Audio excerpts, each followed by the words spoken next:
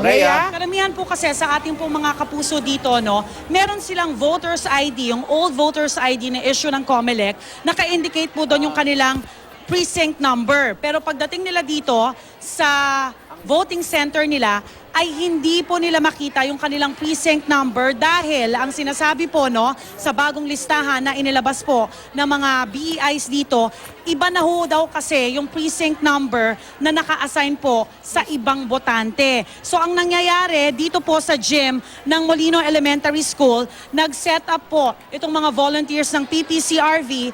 Actually, ano lang to, naging spontaneous lang, no? Dala nila yung kanilang mga computer, meron silang listahan ng mga botante dito sa Molino Elementary School at kinukumpirma nila kung may pagbabago nga ba doon sa presinto nila mula doon sa old voters ID nila at ngayong election 2016. Yung ibang mga kapuso po natin, nagbago talaga yung kanilang precinct number na nagpapatagal ng proseso lalo. Kasi yung iba, pagdating nila dito, dumidiretso na sila doon sa presinto kung ano yung naka-indicate sa old voters ID nila eh. Pero pagdating pala dito, wala yung pangalan nila dahil hindi na existing yung presintong iyon.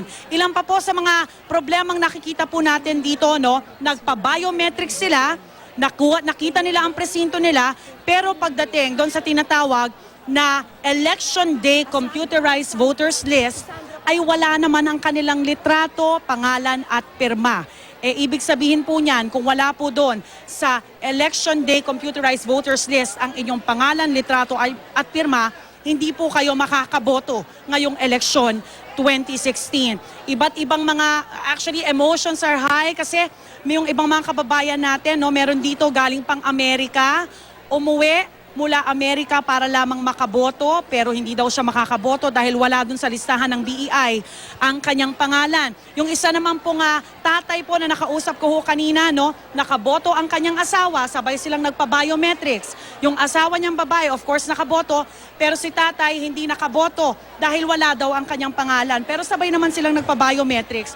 So, umalis na ho si tatay dahil medyo hina-high blood na, naiinitan at medyo sumasama ang loob at hindi po siya makaboto.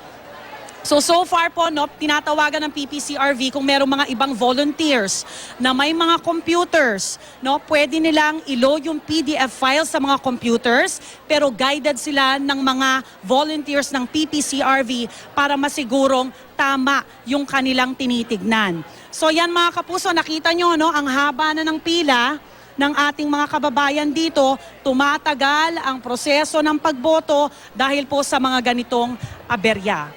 At yan ang pinakahuli, Rhea Santos nakatutok mula dito sa Molino Elementary School para sa eleksyon 2016. Maraming salamat, Rhea Santos.